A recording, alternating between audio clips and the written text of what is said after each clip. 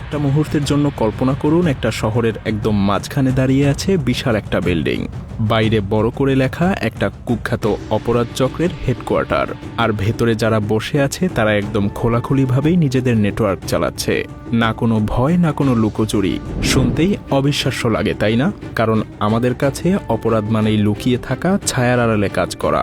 কিন্তু পৃথিবীতে এমন জায়গা আছে যেখানে এই সব কিছু ঠিক উল্টো, যেখানে অপরাধী হয়েও তারা লুকিয়ে থাকে না, বরং নিজেদের পরিচয় নিয়েই তারা খোলাখুলি ঘুরে বেড়ায়, সেই সাথে গর্বও করে।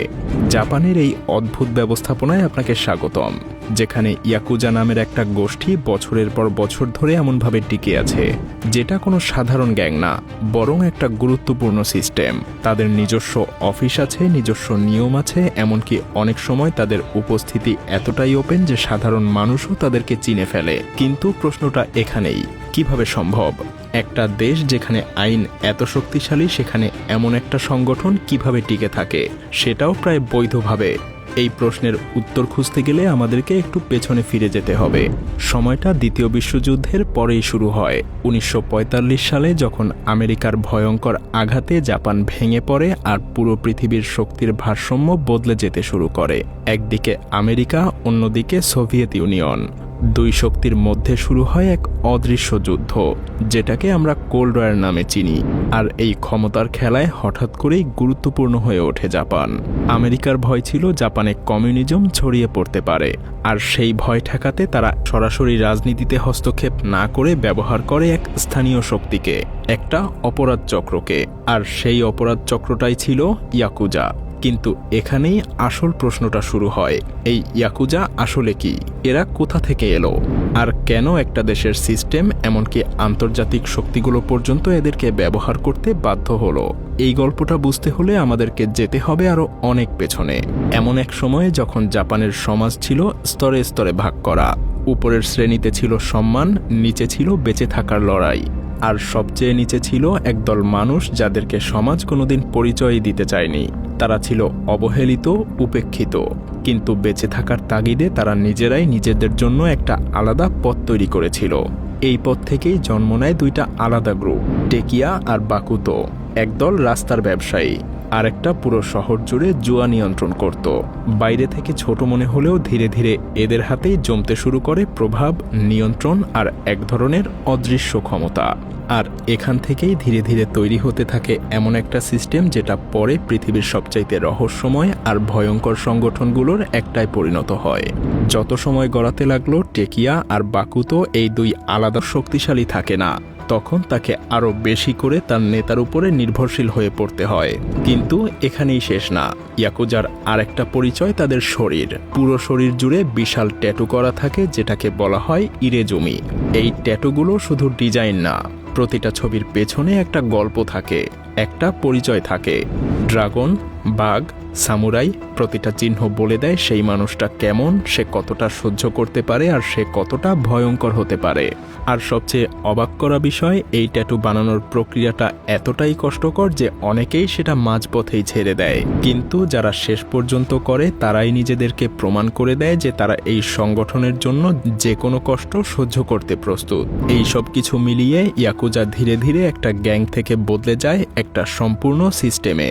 কিন্তু এখানেই গল্পটা থেমে থাকে না, কারণ একটা সংগঠন যতই শক্তিশালী হোক, সেটা যদি মানুষের চোখে শুধু ভয় হয়ে থাকে, তাহলে সেটা বেশি দিন টেকে না। আর এখানেই ইয়াকুজা অন্য সবার থেকে আলাদা।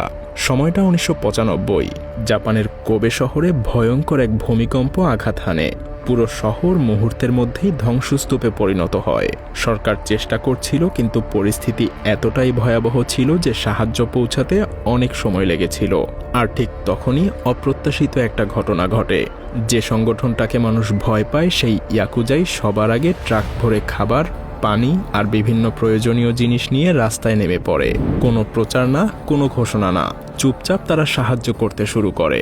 হ্যাঁ, ইতিহাসের বিভিন্ন সময়ে ইয়াকুজা জাপানের প্রাকৃতিক দুর্যোগের সময় এভাবেই মানুষের পাশে দাঁড়িয়েছে।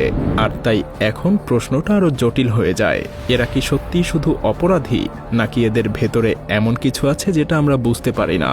এই দ্বন্দ্বটাই ইয়াকুজাকে এতটা রহস্যময় করে তোলে। একদিকে তারা চাঁদাবাজি করে, অপরাধ করে, আর অন্যদিকে বিপদের সময় মানুষের পাশে দাঁড়ায়। সমাজ তাদেরকে পুরোপুরি ঘৃণাও করতে পারে না, আবার পুরোপুরি গ্রহণও করতে পারে না। কিন্তু এই গল্পের আরেকটা দিক আছে, যেটা অনেক বেশি বাস্তব, অনেক বেশি কঠিন। 1991 সালে জাপান সরকার একটা বড় সিদ্ধান্ত নেয়, অ্যান্টি ইয়াকুজা আইন। এই আইনের মাধ্যমে তারা সরাসরি ইয়াকুজার উপর চাপ সৃষ্টি করতে শুরু করে। তাদের ব্যাংক অ্যাকাউন্ট বন্ধ করা হয়, ব্যবসা সীমিত করা হয়, সাধারণ মানুষকে তাদের সাথে কোনো সম্পর্ক না রাখতে উৎসাহ দেয়া হয়। ধীরে ধীরে ইয়াকুজার শক্তি কমতে লাগলো। আগে যেখানে তারা খোলাখুলি অফিস চালাতো, সেখানে এখন তাদের ব্যবসায় বাধা আসতে শুরু করে। আগে তাদের যেখানে প্রভাব ছিল, এখন সেখানে এসে আইন দাঁড়িয়ে যায়। সবচেয়ে অবাক করা বিষয় হলো, এত কিছুর পরেও সরাসরি তারা কোনো প্রতিরোধ করেনি, না কোনো বড় যুদ্ধ, না কোনো বড় সংঘর্ষ। ধীরে ধীরে তারা পেছনে সরে যেতে লাগলো, কারণ তারা বুঝে গিয়েছিল এই লড়াইটা শক্তির না, বরং সিস্টেমের। আর যখন পুরো রাষ্ট্র একটা সংগঠনের বিরুদ্ধে দাঁড়িয়ে যায়, তখন সেই সংগঠন যতই শক্তিশালী হোক, শেষ পর্যন্ত তাকে হারাতেই হবে। যদিও আজও ইয়াকুজা পুরোপুরি হারিয়ে যায়নি, কিন্তু তারা আর আগের মতো নেই। তাদের সেই খোলাখুলি উপস্থিতি, সেই শক্তি, সবকিছুই এখন ধীরে ধীরে হলেও ইতিহাস হয়ে যাচ্ছে। একটা দল যারা একসময় আড়াল থেকে উঠে এসে পুরো সমাজে প্রভাব ফেলেছিল, শেষ পর্যন্ত সেই সমাজই তাদেরকে ধীরে ধীরে থামিয়ে দেয়। হ্যাঁ, এটাই ইয়াকুজার গল্প। একটা গ্যাং, আবার একটা সিস্টেমও। শুরুটা রহস্যে ভরা, আর শেষটা নিঃশব্দে মিলিয়ে যাওয়া।